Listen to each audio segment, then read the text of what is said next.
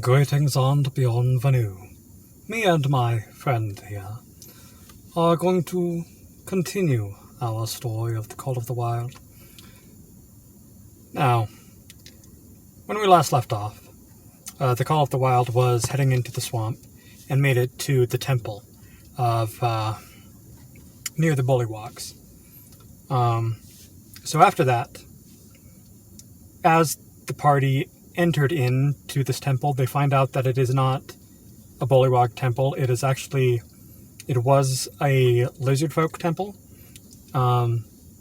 Way back in the day, they can see glimpses of things on the wall from ages past. And as they slowly went through this, they find that the lizard folk were serving under someone. They finally get to what looked like a fountain that had been overgrown. For some reason or another, they decided to remove all the foliage from it and discovered that it wasn't necessarily like a fountain like we'd think. It's actually a statue with a pool around it. And the statue was of a large minotaur. After a few of them did some checks, they found out that it wasn't just a minotaur, it was Baphomet, the demon lord of minotaurs, the beast king. So with that, it kind of gave him a little bit of pause to realize, okay, yes, this does contain liquid. Chances are liquid wasn't being put out, but put in, and it was probably blood. So, but as the party was going and figuring out where like the sounds of everything were and where all the chaos was and all the hints of the big blue frog god that the bullywugs were talking about, they did finally come across like the main area where I had set up their encounter with Slod. A blue Slod, to be precise at first. But there's also a red Slod that came in a little bit later. Just because they took some time and thus things happen. So, but along with just the battle of dealing with the Slod, one of the players, Snake Creatureheart, Tabaxi, whose backstory involved portals and losing his wife through one of them, heard his wife's voice ever so slightly, and while the rest of the party was off fighting the Slod, he went off in search of the voice, finding a portal, finding out that it was done incorrectly. It was meant to be a portal to the abyss, but it was due to several of the inconsistencies, it landed in limbo instead, but not completely. One of the runes that he found kind of keyed into the portal that his wife went through, thus why he could hear the voice. But the interesting thing was, it wasn't like she was speaking through it. It was like a recording, hearing the same voice, same phrase over and over again after a while. Just his wife calling out, "Snake?" And then pausing and going again, "Snake?" As if... And when he finally, started to destroy part of the portal and leaving out the rune that was the one that made it keyed into his, he saw a little bit of that event of his wife getting stuck through the portal, but seeing it from the other side of that portal. So seeing it a little bit differently before it closed down and he stopped anything else coming out of the plane of limbo to cause chaos on Krakoa. And that was something I planned and was waiting on for a long, long time, pre-COVID, and we finally got done to it afterwards and felt really good. During this time also, 2 of the party members went down. One went down due to getting attacked by, I think, the blue slot. It might have been blue slot or red slot, but also like the slot, some slot tadpoles that were around, and thus he failed his saves, and then Selena, our elven ranger, shot Hail of Thorns in an area that would have attacked many of the tadpoles, but also would have gotten him in the area. So she did that, ending up killing him because only had like 1 save throw left. And due to the fact that she's an elf, we kind of keyed into the fact that elves meditate on their life every night instead of actually dreaming. So that would be something that she would go over in her head, so she'd feel a bit more guilty and also kind of learn from the mistakes. And that player's really good about doing that stuff of, it's going on, I don't want to quite torture him, going on, now your player feels really, really bad, and that's going to hurt them for a long, long time. It's going on, just, that player lets it fit better. But the other character got attacked by got taken down to 0, but also got, but although he succeeded on a save, so he wouldn't die that way, he was infected with, I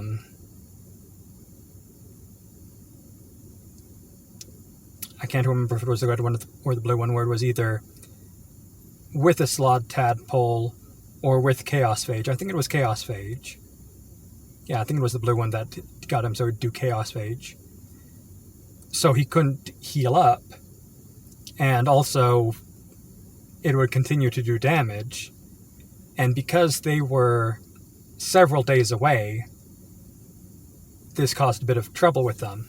So as that session ended, I went to my players, as I kind of do every time one of them dies. Only now. I didn't really do it with the other ones, but now that they're higher levels and death isn't as much of a thing, asking the players, this guy going, this is my chance to go, if your character does come back, do you want to continue playing with them? Or do you want to use this chance to switch over to a different character? I always say the if, because it's like, the party can do a lot of crazy things. If the party wants to, burn the bodies and, dice them up to pieces, then it's going on, nothing I can do. The party's gonna kill you and make it so that way you can't come back as that character. You better grab a new one, but I always give them that option.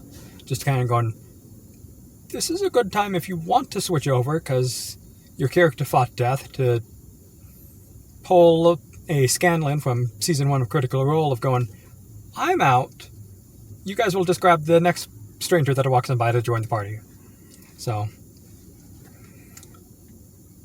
that way I can prepare more for the backup characters to join the party.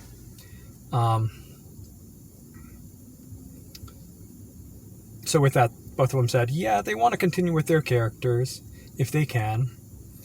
And luckily, due to how everything worked out, although I don't like doing like the Deus Ex Machina where it's like the gods step in, it's kind of, due to what they have done before, there was a little bit of leeway for me to do that. So as the party leaves the temple with their dead and injured companions, trying to take them back to town as quick as they can to hopefully get a cleric there that can raise them before Krusk dies, and soon enough that they can raise up Ulfgar. they actually stumble across the dwarf that helped them in the Fey Forest, the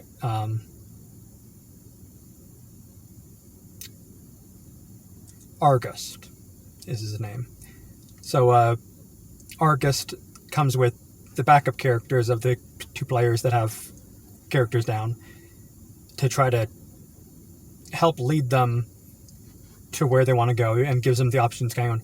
So there are not a lot of clerics and paladins at the temple because of the slot incident, and they're trying to make sure that no slots are escaping and isn't going to cause a slot outbreak with attacking commoners. So at the moment, a lot of the temple is kind of surrounding the swamp and trying to keep that contained. So Argust says, we can head out of the swamp and try to meet up with Victor, or we could head to the city and find a cleric there.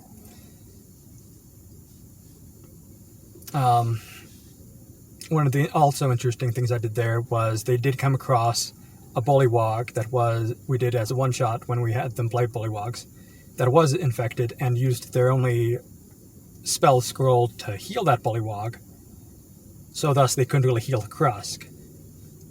But kind of giving an option of kind of going, yeah, they probably would have prepared for some of the sickness, and thus that's why. But with this, and due to story reasons, thus I won't be spoiling it, sorry players, during the night, when most of the players were either asleep or out grabbing supplies, as Ulfgar was on the astral plane, his spirit had left his body and he's been kind of following the party, an angel of death, one that serves the Raven Queen and leads them to be judged by her, is kind of saying, all right, time to go. And then a angel comes and stops that angel of death. So it would be a deva that stopped the angel of death and said, I don't really like Ulfgar, but his friends are my friends, and I owe them a favor. So he's coming back with me and gonna come back alive. So that happens. He gets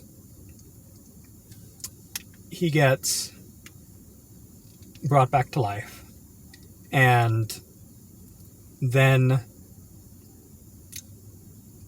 scares the crap out of Argust, who's kind of looking after him and checking on the body.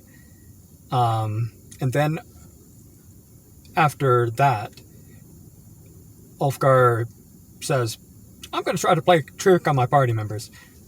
Leans up against a tree, puts a cover over him,